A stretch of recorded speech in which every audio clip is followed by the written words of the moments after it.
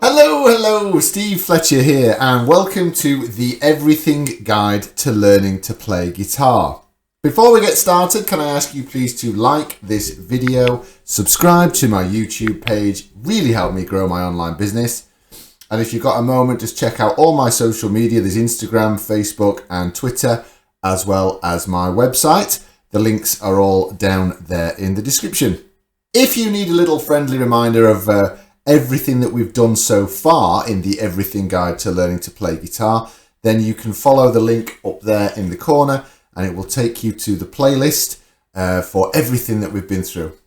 So we're starting a brand new section in this video. We're doing tabulature, combining the tabulature and the chords to get songs that sound that little bit more accurate to how they really are. All the sheets that accompany every one of these videos is available direct from me. If you head over to my website, the link is down there in the description. I think it's really important, the further down the road of the Everything Guide to Learning Guitar, the further down the road you go, the more important it is that you do get those sheets because you do need that visual accompaniment to go alongside what I'm saying. If you're a student of mine, either in school or over Zoom, then you will get those sheets automatically. So if you're watching this video, then you should already have that sheet. If you're just watching me out there in internet land, then head over to my website where you can download those sheets.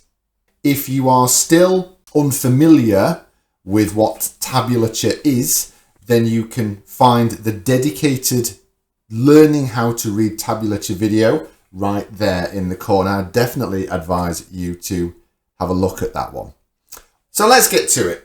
So what we're going to look at today is chords written on tab.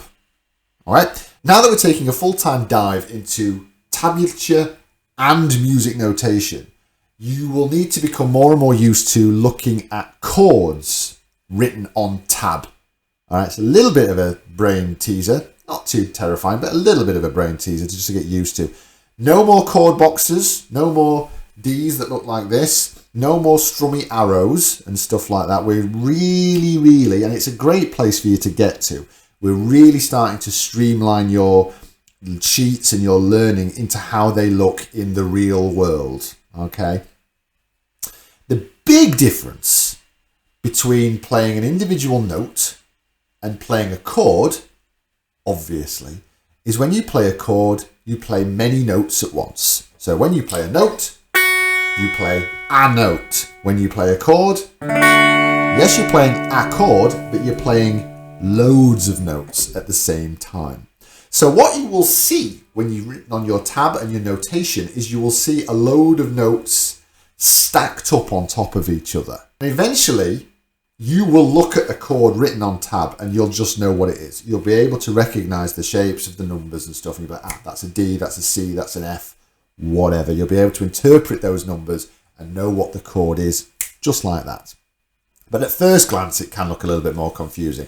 So this is largely because tab only tells you what fret to play, whereas a chord box also shows you what finger to use. All right. Now we can take a dive into what I mean with that. Now, if we look at the D, and we're going to look at the D, what we can see here is a D written as a chord box. And yes, I have color coordinated it, so it does look like a clown's D chord, right? And we've also got the D chord written on the tab and the music notation as well. And you can hopefully just sort of start to wrap your head around that open string, that red note, which is shown as a 0 on the tab. The first finger is on the 2nd fret of your 3rd string. So on the tab, it just says fret 2 on string 3. It doesn't tell you what finger to use. And obviously we're using our 1st finger for that D chord. And that's where it gets a little bit confusing, is you don't always know on the tab when it tells you, what finger you should be using. You just have to sort of sit. Obviously, you know what a D chord is. But, on chords that you've never really had before, you do sometimes have to sit and look at it and go, hang on a minute. That's a load of numbers stacked up. What's the best way for me to do that? So you do just sometimes have to just use your brain a little bit. So, just sort of looking at, and again, on the sheet, which you should download from my website, or you should have got it directly from me if you're already one of my students, is we have a number of chords. I mean, here it is, but here we have a number of chords written as both a chord box and written on their tabulature. So you can just sort of hopefully start to compare how they look on tab, because that's what you're going to see more and more. Okay. So watch out for where you've got a finger that doesn't match the fret number and all that kind of stuff. It's still right on the tab. It just takes a little bit more time to think about. Also watch out for when normally on a chord box you'd have a little X telling you what notes not to play. Like on an A, for instance, you don't play string 6. On the tab, there's nothing.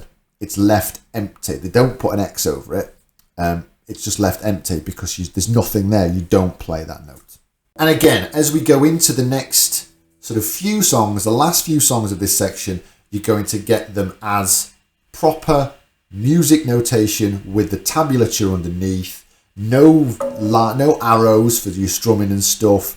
It's going to have the chord there in the tab with everything else. And what you should do is, of course, where it says the chord, stacked up, where you are strumming that chord, you will see it as, 1 and 2 and 3 and 4, and still stick to those strumming patterns, down on the beat, up on the and, to get those rhythms.